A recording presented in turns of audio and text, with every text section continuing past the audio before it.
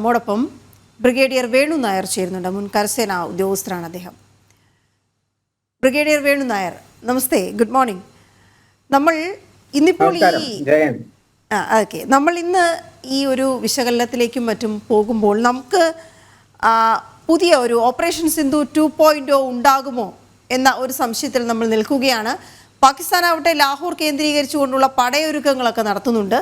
നമുക്കിന്ന് സർവകക്ഷി യോഗമുണ്ട്. അപ്പോൾ ഇന്ന് പുലർന്ന് കാര്യങ്ങൾ മുന്നോട്ട് പോകാനിരിക്കുന്നതേ ഉള്ളൂ. എന്താണ് സംഭവിക്കുന്നത് എന്ന് നമുക്ക് നോക്കാം. അതിനു മുൻപ് തന്നെ നമുക്കൊരു വിലയിരുത്തലിലേക്ക് പോയാൽ ഈ സാഹചര്യം ഇന്ത്യ വിനിയോഗിച്ചതെങ്ങനെ? പെഹൽഗാം ഭീകരാക്രമണത്തിന് ഇന്ത്യ ശക്തമായി തിരിച്ചടി നൽകിയപ്പോൾ അതെത്ര സമർത്ഥമായി ഉപയോഗിക്കാൻ നമുക്ക് കഴിഞ്ഞു എന്ന വിലയിരുത്തലാണ് താങ്കൾക്കുള്ളത്. കാരണം മോക്ക് ഡ്രിൽ നടക്കാൻ പോകുന്നു എന്നും നേരത്തെ തന്നെ പടയൊരുക്കമൊക്കെ നടത്തിയിരുന്നുവെങ്കിൽ പോലും ഈ മോക്ക് ഡ്രിൽ നടക്കാൻ പോകുന്നു 244 ജില്ലകളിൽ എന്ന അറിയിപ്പ് വരുന്നു. എല്ലാവരോടും കരുതിയിരിക്കാൻ ഒരു ആഹ്വാനം. ഒരുപക്ഷെ പാകിസ്ഥാനും അതായിരിക്കും നോക്കിയിരുന്നിട്ടുണ്ടാവുക. പക്ഷേ ഈ മോക്ക് ഡ്രില്ലിന് മുമ്പേ തന്നെ ഒരു തിരിച്ചടി നൽകിക്കൊണ്ടാണ് പാകിസ്ഥാനെ ഞെട്ടിക്കാൻ ഭാരതത്തിന് സാധിച്ചത്. അപ്പോൾ ഈ അവസരം ഭാരതം എത്രത്തോളം സമർത്ഥമായി ഉപയോഗിച്ചു എന്നാണ് താങ്കളുടെ വിലയിരുത്തൽ? എക്സാക്ട്ലി മാഡം, നമുക്ക് പഹൽഗാം ഭീകര ആക്രമണത്തിന് ശേഷമുണ്ടായ കാര്യങ്ങളൊന്ന് നമുക്കൊന്ന് റീവൈൻഡ് ചെയ്ത് നോക്കാം. നമ്മളെ എല്ലാവരെയും ഞെട്ടിച്ച മനുഷ്യത്വത്തിനെതിരായ ഒരു പ്രവൃത്തിയായിരുന്നു പാകിസ്ഥാന്റെ ISI കൺട്രോൾ ചെയ്യുന്ന ഭീകരർ അവിടെ ചെയ്തത്. 26 സാധാരണ മനുഷ്യരെ, ടൂറിസ്റ്റുകളെ, അൺആംഡ് പീപ്പിൾ, അവരുടെ ഫാമിലിയെ അവരുടെ മുമ്പിൽ വെച്ച് വെടിവെച്ച് കൊല്ലുക എന്നുള്ളത് അധികം നിഷ്ഠുരമായ കാര്യമാണ്. അത് നമുക്ക് സഹിക്കേണ്ടി വന്നു എന്നുള്ളത് ഒരു സങ്കടകരമായ ഒരു സിറ്റുവേഷൻ ആയിരുന്നു. അതിന്റെ അന്ന് തന്നെ നമ്മുടെ പ്രൈം മിനിസ്റ്റർ പറഞ്ഞു, നമ്മൾ ഇതിന്റെ റെസ്പോൺസിബിൾ ആയിട്ടുള്ള ആളുകളെയും അവരെ ഗൈഡ് ചെയ്യുന്ന ആളുകളെയും നമ്മൾ ശിക്ഷിച്ചിരിക്കുമെന്ന്. അടുത്ത ദിവസം നമ്മുടെ ഹോം മിനിസ്റ്റർ അമിത്ഷാ പറഞ്ഞു, പിന്നെ നമ്മുടെ ഡിഫൻസ് മിനിസ്റ്റർ പറഞ്ഞു. അപ്പോൾ എന്തെങ്കിലും നമുക്ക് ഒരു വ്യക്തിയാകട്ടെ ഒരു രാഷ്ട്രത്തിനാകട്ടെ ഒരു അഭിമാനം എന്നുള്ള ഒരു കാര്യമുണ്ട്. ഇത് അമൂല്യമാണ്. അതിന് we cannot put a cost on it. അത് എന്നാലേ നമുക്ക് ഈ കോമിറ്റി ഓഫ് നേഷൻസിൽ തലയുയർത്തി നടക്കാൻ പറ്റുള്ളൂ. നമ്മൾ ഗ്ലോബൽ സൗത്തിന്റെ നായകനാണ് എന്നൊക്കെ പറഞ്ഞിട്ട് ഇങ്ങനെയുള്ള ചാലഞ്ചസ് വരുമ്പോൾ എങ്ങനെയാണ് നമ്മൾ മീക്കായിട്ട് പോകുന്ന രീതികളാണ് പണ്ട് നമ്മൾ ഉണ്ടായിരുന്നത്. പക്ഷെ ഇപ്പൊ അത് എല്ലാം നമ്മൾ 2016 മുതൽ കാണിച്ചു കൊടുത്തിട്ടുണ്ട്. അപ്പോൾ എന്തെങ്കിലും ചെയ്യും എന്ന് നമ്മൾ ചെയ്യണമെന്ന് ഇന്ത്യക്കാർക്കും ഇന്ത്യ റിയാക്ട് ചെയ്യുമെന്ന് പാകിസ്ഥാനും അറിയായിരുന്നു. പക്ഷെ അത് എവിടെയാണ്, എങ്ങനെയാണ് എന്നുള്ളതായിരുന്നു. ഒരു സൈനികനായ എനിക്ക് തന്നെ ചില ആകാംക്ഷകൾ ഉണ്ടായിരുന്നു. എന്താ വെച്ചാൽ അതൊരു വലിയ രീതിയിലേക്ക് പോകുമോ, അവരെ എങ്ങനെ പിടിച്ച് ഒരു ടോക്കൺ എങ്ങനെയാണ് കൊടുക്കാൻ പറ്റുക എന്നുള്ളത് ആഫ്റ്റർ ഓൾ ഇപ്പൊ ചുമതലയുള്ള ആൾക്കാരുടെ തീരുമാനങ്ങളാണത്. അപ്പോൾ അത് വളരെ കാര്യമായിട്ടാണ് നമ്മുടെ പ്രൈം മിനിസ്റ്റർ മോദി ചെയ്തത്. ആ വളരെ ഫോട്ടോ എല്ലാവരും പാകിസ്ഥാന് വളരെ പേടിയുണ്ടാക്കുന്ന ഒരു ഫോട്ടോ എപ്പോഴും TV കാണുമായിരുന്നു. നമ്മുടെ chief of defence staff, 3 army chiefs, defence minister, national security adviser, എല്ലാവരും കൂടി പ്രൈം മിനിസ്റ്ററുമായിട്ടുള്ള ഡിസ്കഷന്റെ ഫോട്ടോ. അത് കഴിഞ്ഞിട്ട് ഓരോ സെപ്പറേറ്റ് സർവീസ് ചീഫുമായിട്ട് പ്രൈം മിനിസ്റ്ററിന്റെ കൂടിക്കാഴ്ചകള്, NSA, ഡിഫൻസ് മിനിസ്റ്റർ, അങ്ങനെയുള്ള ദിവസങ്ങള്. അതിന്റെ ഇടയ്ക്ക് അദ്ദേഹം നമ്മുടെ 2-ാം തീയതി കേരളത്തിൽ വരെ വന്നിട്ടുണ്ട്. അപ്പോ ഈ കഴിഞ്ഞ ദിവസം ഒരു പ്രൈം മിനിസ്റ്റർ നമ്മുടെ മിനിസ്റ്റർ ക്യാബിനറ്റ് മീറ്റിംഗ് കഴിഞ്ഞിട്ട് പറഞ്ഞു നമ്മൾ ജാതി സെൻസസിന് റെഡിയാണ്. അപ്പൊ ഇവിടെ എല്ലാം ഗോയിങ് നോർമൽ എന്നുള്ള ഒരു പ്രതീതിയാണ് ഈവൻ പാകിസ്ഥാനും ഉണ്ടായിരുന്നത്. ഈ 6-ാം തീയതി ഞാൻ തന്നെ, എനിക്ക് ഓർമ്മയുണ്ട്, ഒരു ചാനൽ ഡിസ്കഷന് ഇരുന്നിട്ട് ഉറങ്ങി രാവിലെ ഏതോ ഒരു ചാനൽക്കാരാണ് എന്നെ വിളിച്ചു പറഞ്ഞത് ഇങ്ങനെ ഉണ്ടായി, 5 മണിക്കൊക്കെയാണ് പറയുന്നത്. അപ്പോൾ എല്ലാവരെയും സർപ്രൈസ് ചെയ്തുകൊണ്ട് അത് പാകിസ്ഥാനെയും സർപ്രൈസ് ചെയ്ത് കാണുമെന്നാണ്. അപ്പോൾ പിന്നെ അത് രണ്ടാമത് ഒരു നോൺ എസ്കലേറ്റീവ് മെഷറാണ് നമ്മൾ എടുത്തത്. നമ്മൾ പാകിസ്ഥാന്റെ ഭീകര ക്യാമ്പുകൾ, ലോഞ്ച് പാഡ്സ് അല്ല, ലോഞ്ച് പാഡ്സ് നമ്മുടെ LCയുടെ കൂടെ ഉള്ളതാണ്. അതിലും പുറകിലുള്ള ഈ 30 കിലോമീറ്റേഴ്സിലുള്ള ഈ 9 പലതും ഹിസ്ബുൾ മുജാഹിദ്ദീൻ, ജയ്ഷെ മുഹമ്മദ്, LET അവരുടെ എല്ലാം ട്രെയിനിങ് ക്യാമ്പുകളും, പിന്നെ ഏറ്റവും പ്രധാനമായിട്ട് ജയ്ഷെ മുഹമ്മദിന്റെ ഹെഡ്ക്വാർട്ടറിൽ ബഹാവൽപൂർ ഉള്ളത്, അത് എക്സ്ട്രീമിസ്റ്റുകളുടെ ഭീകരരുടെ ഒരു മെക്കയാണ്. അതൊക്കെ ഞാനും എന്നെ പോലുള്ളവരും പണ്ടും തന്നെ പറഞ്ഞിരുന്നതാണ്. അത് നമുക്ക് തൊടാൻ പറ്റുമോ എന്നുള്ളത്. അതുപോലെ തന്നെ മുന്നേറ്റ് കെയറുള്ള LETയുടെ ഹെഡ്ക്വാർട്ടറും ട്രെയിനിങ് ക്യാമ്പുകളും അതിന്റെ പ്രയോറിറ്റി ലിസ്റ്റിൽ നിന്ന് 9 മാത്രം എടുത്താണ് നമ്മളിപ്പോ ടാക്കിൾ ചെയ്തിരിക്കുന്നത്. അതൊരു മിനിമം കോസ്റ്റ് ആണ് നമ്മൾ, എന്നാലും വലിയൊരു മെസ്സേജാണ് ഇന്ത്യ പാകിസ്ഥാന് കൊടുത്തിരിക്കുന്നത്. നമ്മുടെ ജനങ്ങളെല്ലാം സംതൃപ്തരാണ്. നമ്മുടെ ഡയസ്പോറ, പുറത്തുള്ള ഇന്ത്യക്കാർ എല്ലാവരും ഇപ്പോ അഭിമാനത്തോടെ തലയുയർത്തി നടക്കാം.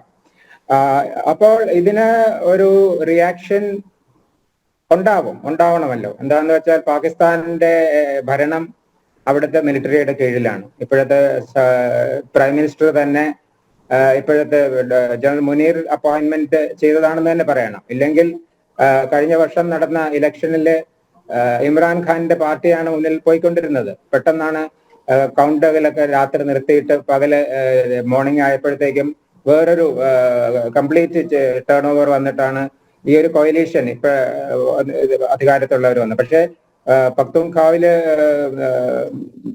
ഇമ്രാന്റെ പാർട്ടിയാണുള്ളത്, അത് മനസ്സിലാക്കണം. പിന്നെ അതുകൊണ്ടാണ് അപ്പൊ അവർക്ക് എന്തെങ്കിലും റിപ്ലൈ കൊടുക്കാതിരിക്കാൻ പറ്റില്ല. അപ്പോ എന്താണ് അവർ ചെയ്യാൻ പോകുന്നത്? ഇപ്പൊ സ്റ്റേജ് 1 ഇപ്പൊ നമ്മൾ കഴിഞ്ഞ രാത്രി കണ്ടത് LCയിലുള്ള ഫയറിങ് കൂടുതലാക്കുക, ആർട്ടിലറി ഉപയോഗിക്കാൻ തുടങ്ങിയെന്നാണ് പറയുന്നത്. ഈ പൂഞ്ച് ഏരിയയിൽ ഉണ്ടായത് ഞാൻ ഒരു ഗണ്ണർ ആയതുകൊണ്ട് എനിക്ക് അറിയാൻ പറ്റും. മോട്ടർ എന്നുള്ള ഫയറിങ്ങിലാണ് ഈ വീടുകളിൽ നേരെ ഒരു ഹൈ ആംഗിൾ ഫയർ ചെയ്യുന്ന വെപ്പണാണ് മോട്ടേഴ്സ്. അപ്പോൾ അത് മുകളിൽ നിന്ന് സീലിംഗിന്റെ വീടിന്റെ മേൽക്കൂരയിലേക്ക് വന്ന് താഴെ വന്നത്. അതുകൊണ്ടാണ് അതിൽ ഉറങ്ങിക്കിടന്ന ആൾക്കാരെല്ലാം മരിച്ചൊരു 12 പേര് മരിച്ചു എന്നാണ് മനസ്സിലാക്കുന്നത്. അത് that is a very sad loss. അത് പക്ഷേ ഈ ബോർഡർ ഏരിയയിലുള്ള പബ്ലിക്കും ഞങ്ങൾ ആർമിയെ പോലെ തന്നെ സെൻസിറ്റീവ് ആണ്. അതില് നല്ല ശതമാനം ആളുകൾക്കും സുരക്ഷയ്ക്ക് വേണ്ടിയിട്ട് ബങ്കറുകളൊക്കെ ഉണ്ടാക്കിയിട്ടുണ്ട്. പക്ഷെ ചില സ്ഥലങ്ങളിൽ പുഞ്ച് പോലെ TMG തുത്മാരികളി എന്നുള്ള പല സ്ഥലങ്ങളും നമ്മൾ വളരെ താഴ്ന്ന നിലയിലാണ്. അവർക്ക് എപ്പോഴെങ്കിലും നമ്മളെ ഫയർ ചെയ്ത്, അപ്പൊ അവരെ പിന്നെ ഈ ഒരു കാര്യത്തില് ഒരു സർപ്രൈസ് അറ്റാക്ക് ആയത് കാരണം വില്ലേജ് ഗ്രാമീണരെ അവിടെ നിന്ന് നമുക്ക് മാറ്റാൻ പറ്റില്ലായിരുന്നല്ലോ. അതുകൊണ്ട് ആ സർപ്രൈസ് ലോസ് ആകും. അതുകൊണ്ടാണ് ഇങ്ങനെ ഒരു ഇതുണ്ടായത്. ഇനി എങ്ങനെ പാകിസ്ഥാൻ റെസ്പോണ്ട് ചെയ്യും എന്ന് നമുക്ക് നോക്കിയിരിക്കാം. അവർ ചെയ്യാൻ സാധ്യത നമ്മൾ ചെയ്ത പോലെ തന്നെ ഏതെങ്കിലും സർജിക്കൽ അവരുടെ എയർഫോഴ്സ് ഉപയോഗിച്ച് ചെയ്യാനാണ്. അത് കൂടുതലും നമ്മളെ നോവിക്കണമെങ്കിൽ നമ്മുടെ കഠുവ ജമ്മു റീജിയണിലുള്ള ഗ്രാമങ്ങളിലേക്ക് അവര് അറ്റാക്ക് ചെയ്യാൻ സാധ്യതയുണ്ട്. നമ്മുടെ ടാർഗറ്റ്സ് നമ്മുടെ ലിസ്റ്റ് ക്ലിയർ ആയിരുന്നു. നമ്മൾ അറ്റാക്ക് ചെയ്തത് അവരുടെ ഭീകരരെയും അവരുടെ കേന്ദ്രങ്ങളെയും മാത്രമാണ്. പക്ഷെ അവർക്ക് അറ്റാക്ക് അതുപോലൊരു ടിറ്റ് ഫോർ ടാറ്റ് ആണെങ്കിൽ നമ്മൾ ഒരു സമയത്തും ഭീകരതയെ ഹെൽപ്പ് ചെയ്യുന്നില്ല. ഇവിടെ നമ്മൾ ട്രെയിനിങ് ചെയ്യുന്നില്ല. അപ്പൊ അവർക്ക് അങ്ങനെ ഒരു ടാർഗറ്റ് ഇവിടെ കിട്ടില്ല. So what next? ഒന്ന് അതാണ്. പിന്നെ അത് ഈ എസ്കലേറ്ററി ലാഡർ എന്ന് പറഞ്ഞ പോലെ ഓരോന്ന് കൂടി അവര് ഇനി ഇവിടെ വരും. അതനുസരിച്ചായിരിക്കും നമ്മൾ അതിനെ മറുപടി കൊടുക്കേണ്ടി വരും.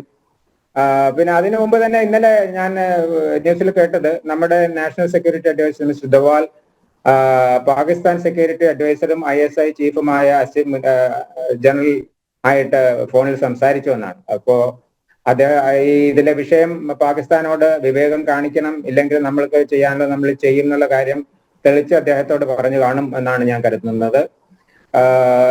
ഇപ്പോൾ നമുക്കുണ്ടായ നഷ്ടങ്ങൾക്കെതിരായി നമുക്ക് എന്തെങ്കിലും ചെയ്യണമെന്നുണ്ടെങ്കിൽ ഈ ലിസ്റ്റില് ഇനിയുള്ള നെക്സ്റ്റ് പ്രയോറിറ്റികളിലേക്ക് നമുക്ക് പോകേണ്ടി വരും. പക്ഷെ അപ്പോൾ ഉണ്ടാകാവുന്നത് ഇപ്പോൾ പാകിസ്ഥാൻ അറിയാം ഈ ക്യാമ്പുകളിൽ ആയിരിക്കും നെക്സ്റ്റ് ലിസ്റ്റിലുള്ളത്. അപ്പൊ അവിടെ നിന്നൊക്കെ ഈ ഭീകരരെ കൂടുതലും ഒഴിപ്പിച്ച് വേറെ സ്ഥലങ്ങളിലേക്ക് മാറ്റാനുള്ള സാധ്യത തള്ളിക്കളയാനാവില്ല. അത് തന്നെ ആയിരിക്കും അവർ ചെയ്യാൻ പോകുന്നത്. പക്ഷെ അവര് at an opportune movement in future regroup ചെയ്ത് അവർക്ക് എന്ത് വേണമെങ്കിലും ചെയ്യാമല്ലോ. പിന്നെ ആഫ്റ്റർ ഓൾ ഇവരെല്ലാം എക്സ്പെൻഡബിൾ ആണ്. ഭീകരർക്ക് ഒരു വിലയൊന്നുമില്ല. ഇവിടെ ഈ വികാരം ആന്റി ഇന്ത്യ വികാരവും ഒരു ജിഹാദി വികാരവും നിലനിർത്തിടത്തോളം കാലം ആളുകൾക്ക് ക്ഷാമം ഉണ്ടാകുമെന്ന് എനിക്ക് തോന്നണില്ല. ഫണ്ടിനും അവർക്ക് ഭക്ഷ്യധാന്യങ്ങൾക്ക് ഓയിലും അത് മേടിക്കാനുള്ള ഫണ്ട് കുറച്ചിട്ടാണെങ്കിലും ഇങ്ങനെയുള്ള പ്രവർത്തനങ്ങൾക്ക് അവരുടെ ആർമിയിൽ നിന്ന് ISIക്കും ഫണ്ടിന് ക്ഷാമം കുറച്ചു കാലത്തെങ്കിലും ഉണ്ടാകില്ല എന്നാണ് ഞാൻ കരുതുന്നത്. അപ്പോൾ നമുക്ക് എന്താണ് പാകിസ്ഥാൻ, അവർ വിവേകമുള്ള ഒരു രാജ്യമാണെന്ന് നമുക്ക് ഏതായാലും പ്രതീക്ഷയ്ക്ക് അപ്പുറമാണ്. അപ്പോ ഈ നമുക്ക് പ്രതീക്ഷിക്കാം എന്താ ചെയ്യുന്നത്. Back to you. ഭാരതം എടുത്ത നിലപാടുകൾ വളരെ പക്വമായ നിലപാടുകളായിരുന്നു എന്ന് വ്യക്തമാണ്. കാരണം ഈ പഹൽഗാം ആക്രമണം നടന്ന് ഇത്രയും ദിവസം എടുത്തു. നമ്മൾ ലോകരാജ്യങ്ങളെയെല്ലാം സാഹചര്യം ബോധ്യപ്പെടുത്തി. കൃത്യമായി ഒരു സാധാരണ പൗരന്റെ പോലും ജീവൻ നഷ്ടപ്പെടാതിരിക്കാൻ, സൈനിക കേന്ദ്രങ്ങൾ ആക്രമിക്കാതിരിക്കാൻ ശ്രദ്ധിച്ചുകൊണ്ട് ഭീകര കേന്ദ്രങ്ങൾ മാത്രം തിരഞ്ഞുപിടിച്ച് അവിടേക്ക് ഇന്ത്യൻ മണ്ണിൽ നിന്നുകൊണ്ട് നടത്തിയ തിരിച്ചടി ആണ് നമ്മൾ നടത്തിയത്. പക്ഷേ അതിനെയും പാകിസ്ഥാൻ എടുത്ത നിലപാട്, ഈ തിരിച്ചടി ഉണ്ടായി എന്നവർ സ്ഥിരീകരിക്കുമ്പോഴും പാകിസ്ഥാൻ മണ്ണിലേക്ക് കടക്കാനായിട്ടില്ല, അതുകൊണ്ട് തന്നെ ഭീരുത്വം നിറഞ്ഞ ഒരു ആക്രമണമാണ് ഇന്ത്യയുടെ ഭാഗത്തുനിന്ന് ഉണ്ടായതെന്ന നിലപാട് ഒക്കെയും പാകിസ്ഥാൻ സ്വീകരിക്കുകയും തുടർന്നിങ്ങോട്ട് ഇവിടെ ചർച്ചകൾ നടത്താൻ ആഗ്രഹം എന്ന രീതിയിൽ മുന്നോട്ട് വരികയും ഒക്കെ ചെയ്യുന്നുണ്ട്. പക്ഷേ നമുക്കറിയാം, പാകിസ്ഥാൻ എന്ന് പറയുന്ന രാജ്യം എടുക്കുന്ന എല്ലാ കാലത്തെയും നിലപാടുകൾ ഒരിക്കലും നീതീകരിക്കാവുന്നതോ ന്യായീകരിക്കാവുന്നതോ ആയിരുന്നില്ല. മാത്രമല്ല, ഒരു മര്യാദയും കാണിക്കാത്ത തരത്തിലുള്ള ആക്രമണങ്ങൾ പോലും പലപ്പോഴും നമ്മുടെ ശ്രദ്ധയിൽ വന്നിട്ടുമുണ്ട്, നമ്മുടെ നാട്ടിൽ നടന്നിട്ടുമുണ്ട്.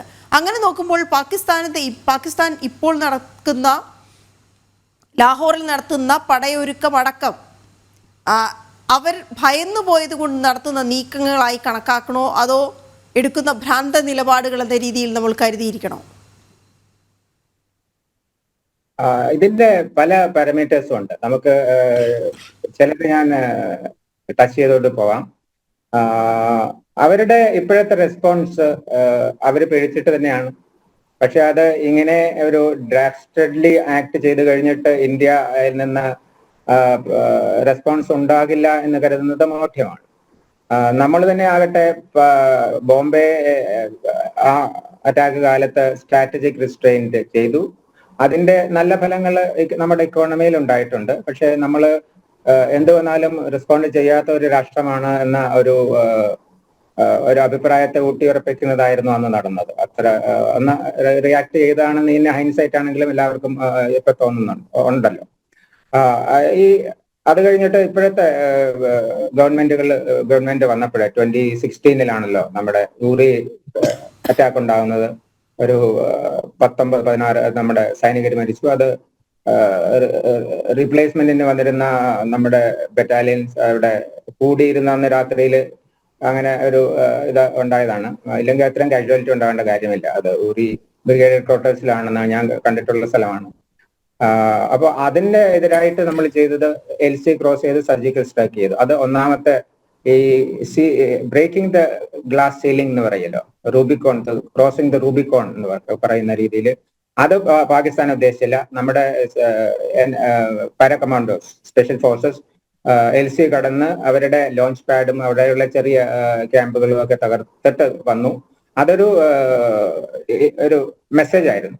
അതുപോലെ തന്നെ 19 പുൽവാമയില് 40 CRPF IED മരിച്ചപ്പോൾ അതിന്റെ അഗെയിൻ നമ്മൾ അവരെ വിചാരിക്കാത്ത സ്ഥലത്താണ് ചെയ്തത്. അപ്പോ ഒന്നുകൂടെ ഒരു നോച്ച് ഹയർ ആയിട്ട് നമ്മൾ ബാലാക്കോട്ടിൽ പോയി. That's about 30 kilometers into the IB.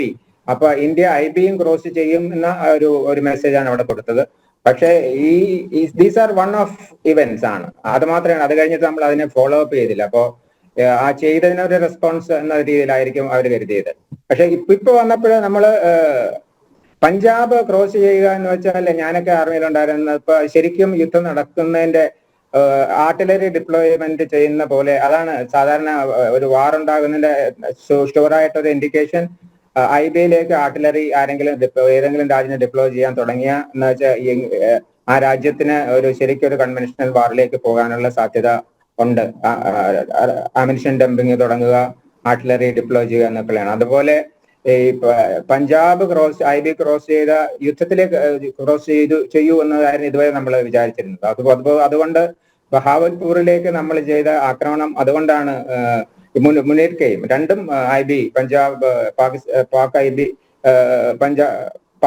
പഞ്ചാബിന്റെ സ്ഥലത്താണുള്ളത്. ഒന്ന് 30 kilometer, ഒന്ന് 100 kilometers ആണ്. അപ്പൊ അതുവരെ പോകാനുള്ള അത് വേറൊരു റൂബിക്കോൺ നമ്മൾ ക്ലോസ് ചെയ്തിരിക്കുകയാണ്. അപ്പൊ നമ്മൾ ഏത് തരത്തിലേക്കും പോകും എന്നുള്ള അതിന് സംശയമൊന്നുമില്ല. പിന്നെ ഈ നയതന്ത്ര കാര്യങ്ങളെ പറ്റി സംസാരിക്കുന്നത് ഞാൻ കേൾക്കാറുണ്ട്. നയതന്ത്രം ഈസ് ഓക്കെ. നമ്മള് കൺവെൻഷൻ അനുസരിച്ച് എന്തെങ്കിലും പ്രധാനപ്പെട്ട കാര്യങ്ങൾ ചെയ്യുന്നതിന് അതിനുള്ള കാരണങ്ങൾ നമ്മൾ രാജ്യങ്ങളുടെ നയതന്ത്ര പ്രതിനിധികളെ വിളിച്ചു വരുത്തി നമ്മൾ ബ്രീഫ് ചെയ്യാറുണ്ട്. ഇപ്പൊ നമ്മുടെ സ്ട്രൈക്ക് കഴിഞ്ഞിട്ടും security council minus China and Pakistan നമ്മൾ വിളിച്ച് അവരെ ബ്രീഫ് ചെയ്തു. ഈ ലോക രാജ്യങ്ങളെല്ലാം പറയുന്നത്, ആൻഡ് ഈവൻ ചൈന മിലിറ്റൻസിക്ക് എതിരായിട്ടാണ് പറഞ്ഞത്. എന്തുകൊണ്ടെന്നാൽ മിലിറ്റൻസി അവരെ നോവിക്കുന്ന ഒരു പ്രശ്നമാണ്. ഈ ചൈന പാകിസ്ഥാൻ ഇക്കണോമിക് കോറിഡോർ, ആ ഒരു അവരുടെ BRI എന്ന് പറഞ്ഞ ഇനീഷ്യേറ്റീവ് ഏതാണ്ട് 60 ബില്യണോളം ഇൻവെസ്റ്റ്മെന്റ് വരുന്ന ഒരു മഹത് പദ്ധതിയാണ്. അതില് ജോലികളെല്ലാം ചെയ്യുന്നത് ചൈനക്കാരാണ്, ചൈനീസ് എഞ്ചിനീയേഴ്സ് ആണ്. ചൈനീസ് എഞ്ചിനീയേഴ്സിനെയും ഇവരെയൊക്കെയുള്ള പ്രൊട്ടക്ഷൻ പാകിസ്ഥാൻ കൊടുക്കാൻ വേണ്ടി ടു വാർഡ് ഡിവിഷൻസ് അതിനെ സെപ്പറേറ്റ് ആയിട്ട് വച്ചിട്ടുണ്ടെന്നാണ് ഞാൻ മനസ്സിലാക്കുന്നത്. എന്നാലും അവരുടെ ഫുൾ പ്രൂഫ് സെക്യൂരിറ്റി കൊടുക്കാൻ ഇവർക്ക് പറ്റുന്നില്ല. ഞാൻ പറഞ്ഞു വരുന്നത്, നമ്മുടെ കൂടെ നമുക്ക് എതിരായിട്ട് ഇപ്പൊ ആരും പറഞ്ഞിട്ടില്ല. പാകിസ്ഥാന് സപ്പോർട്ട് കൊടുക്കുന്ന മുതുരാജ്യങ്ങൾ ഇപ്പൊ നമ്മൾക്കെല്ലാം അറിയുന്നത് പോലെ ചൈനയും ടർക്കിയും, ടർക്കിയുടെ സാറ്റലൈറ്റായ അസർബൈജാനാണ്. അസർബൈജാൻ എന്റെ കാര്യമൊന്നും പറയേണ്ട. അത് ഈ കുറച്ച് വർഷങ്ങൾക്ക് മുമ്പ് ഈ ഡ്രോൺ വാർഫെയർ ഉണ്ടാകുന്നത്, അതിന്റെ നാശനഷ്ടങ്ങൾ, what is the potential of drones, kamikaze drones, അതിന്റെ എന്ത് ചെയ്യാൻ പറ്റുമെന്ന് കാണിച്ചത് അസർബൈജാൻ ആൻഡ് അർമേനിയ തമ്മിലുള്ള യുദ്ധത്തിലാണ്. അതിന് ഡ്രോൺ കൊടുത്തത്, അസർബൈജാന് ഡ്രോൺ കൊടുത്തത് ടർക്കിയാണ്. ഇപ്പോ ടർക്കിയുടെ ഡ്രോണുകൾ ഇവിടെ അതിനെപ്പറ്റി ഞാൻ പിന്നെ സംസാരിക്കാം. അപ്പോ അതുകൊണ്ട് അസർബൈജാനിന്റെ അഭിപ്രായത്തിന് വിലയൊന്നുമില്ല. ടർക്കിയും പണ്ട് മുതലേ അവർക്ക് അവരുടെ ഈ മുസ്ലിം വേൾഡിന്റെ ലീഡർ ആകണമെന്നാണല്ലോ അവർക്ക്. 2-3 കണ്ടന്റേഴ്സ് ഉണ്ട്. ഒന്ന് ഇറാനാണ്, നമ്മുടെ ടർക്കി ഉണ്ട്, പിന്നെ സൗദി അറേബ്യ ഉണ്ട്. ഇതിലെ ഓരോരുത്തരെയും വെട്ടിമാറ്റി അല്ലെങ്കിൽ ഇൻഫ്ലുവൻസ് കൂട്ടി ചെയ്യാനുള്ള അതിലുകൊണ്ടാണ് ടർക്കി നേരത്തെയും പാകിസ്ഥാന്റെ കൂടെ നിന്ന ഒരു രാജ്യമാണ്. അവർക്ക് ഈ ഡ്രോൺ വാർഫെയറിലെ, ഡ്രോൺ ടെക്നോളജിയിലെ ഒരു സൂപ്പർ പവറാണ് ടർക്കി. അതിന്റെ പരിണിത ഫലങ്ങൾ നമ്മളും അനുഭവിക്കേണ്ടി വരുമോ എന്നുള്ളൊരു എനിക്കും ഒരു സംശയമുണ്ട്. എന്നാലും നമ്മളെ സംബന്ധിച്ചിടത്തോളം കൂടുതൽ ഒരു പക്ഷേ ലോകരാഷ്ട്രങ്ങളിൽ നിന്ന് നമുക്കാണ് ഈ വിഷയത്തിൽ കൂടുതൽ പിന്തുണ കിട്ടിയിരിക്കുന്നത്. കാരണം നേരത്തെ തന്നെ ഈ ഭീകരാക്രമണം ഉണ്ടായ സമയത്ത് തന്നെ നമുക്ക് പിന്തുണ അറിയിച്ചിരുന്നു ലോകരാഷ്ട്രങ്ങളെല്ലാം തന്നെ. ഇപ്പോൾ ഈ ഒരു തിരിച്ചടി നൽകുമ്പോഴും ഒരടിക്ക് തിരിച്ചടി നൽകി നീതി നടപ്പാക്കി എന്ന കാര്യത്തിൽ ലോകരാഷ്ട്രങ്ങളെല്ലാം നമ്മുടെ കൂടെ നിൽക്കുകയും ചെയ്തു. പക്ഷെ ഇനി ഇവിടുന്ന് അങ്ങോട്ട് മുന്നോട്ട് പോകേണ്ടതില്ല എന്ന നിലപാടുകളാണ് അമേരിക്ക അടക്കം മുന്നോട്ട് വയ്ക്കുന്നത്. പക്ഷെ അത് ഭാരതം എത്ര കണ്ട് അത് കണക്കിലെടുക്കാൻ നമുക്ക് ഇപ്പോഴത്തെ സാഹചര്യത്തിൽ കഴിയും? കാരണം പാകിസ്ഥാൻ ഇപ്പോഴും പ്രകോപനം തുടർന്നുകൊണ്ടിരിക്കുന്ന സാഹചര്യമാണുള്ളത് അതിർത്തിയിലെവിടെയും.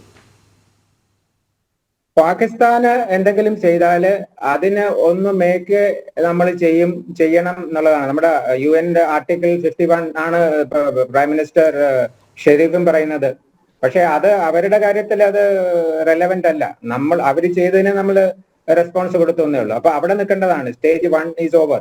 ഇനി എന്തെങ്കിലും ചെയ്താൽ അതിന് റെസ്പോണ്ട് ചെയ്യാനുള്ള അധികാരം, മോറൽ റൈറ്റ് നമുക്കുണ്ട്.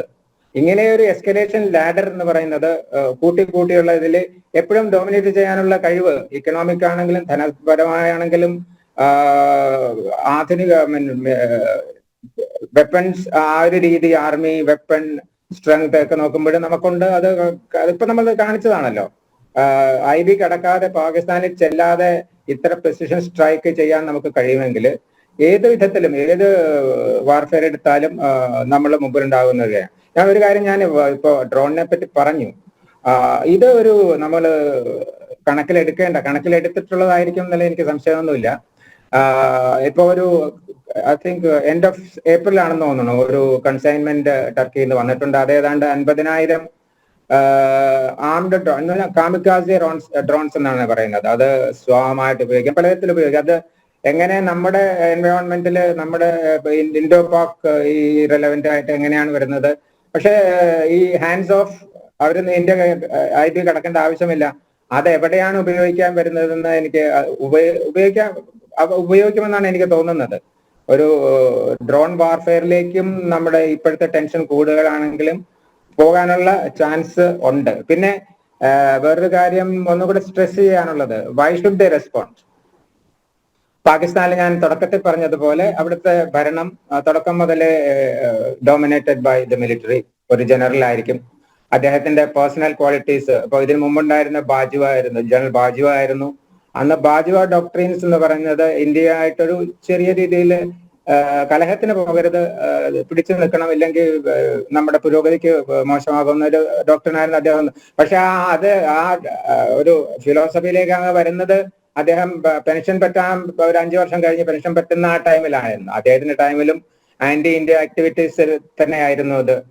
അപ്പോ പാകിസ്ഥാൻ മിലിറ്ററിക്കുള്ള പ്രൈമസി എല്ലാ കാര്യത്തിലും, അവരുടെ വിദേശകാര്യവും ഡിഫൻസും ഇൻ എനി കേസ് മിലിറ്ററിയാണ് തീരുമാനിക്കുന്നത്. പിന്നെ ഈ ഫൗജി ഇപ്പൊ എല്ലാവർക്കും ഒരു കോർപ്പറേഷൻ ഉള്ളുണ്ട്, ഇപ്പൊ നമ്മൾ എല്ലാ ഇന്ത്യക്കാർക്കും അറിയാം. അവിടുത്തെ വരവുള്ള എല്ലാ സാധനങ്ങളുടെയും ഇമ്പോർട്ട് എക്സ്പോർട്ട്, അതിന്റെ പാകിസ്ഥാനുള്ള വിനിമയങ്ങളെല്ലാം കൺട്രോൾ ചെയ്യുന്നത് ഫൗജി ഫൗണ്ടേഷൻ ആണ്. അപ്പൊ അവരുടെ കൈയില്ലാത്ത ഒരു ഇതില്ല. അപ്പോ തുടക്കം മുതലേ അവിടെ ഈ പറഞ്ഞ പോലെ ഒരു ഫാൻറ്റം ഇമേജ് ആണ് ആർമിക്ക് ഉണ്ടായിരുന്നത്. ഇന്ത്യ ഏത് സമയം അറ്റാക്ക് ചെയ്ത് പാകിസ്ഥാനെ വിഴുങ്ങിക്കളയും എന്നുള്ളൊരു ഒരു പ്രതീതിയാണ് അവിടെ ഉണ്ടാക്കിയിരിക്കുന്നത്.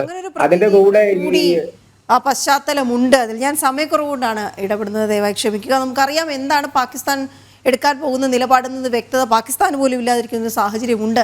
പക്ഷേ ഏതായാലും ഭാരതം കരുതിയിരിക്കുക തന്നെയാണ്. വളരെ നന്ദി ബ്രിഗേഡിയർ വേണു നായർ, ഈ ഘട്ടത്തിൽ നമ്മോടൊപ്പം ചേർന്നതിനും പ്രതികരിച്ചതിനും ഈ സാഹചര്യങ്ങൾ വിലയിരുത്തിയതിനും.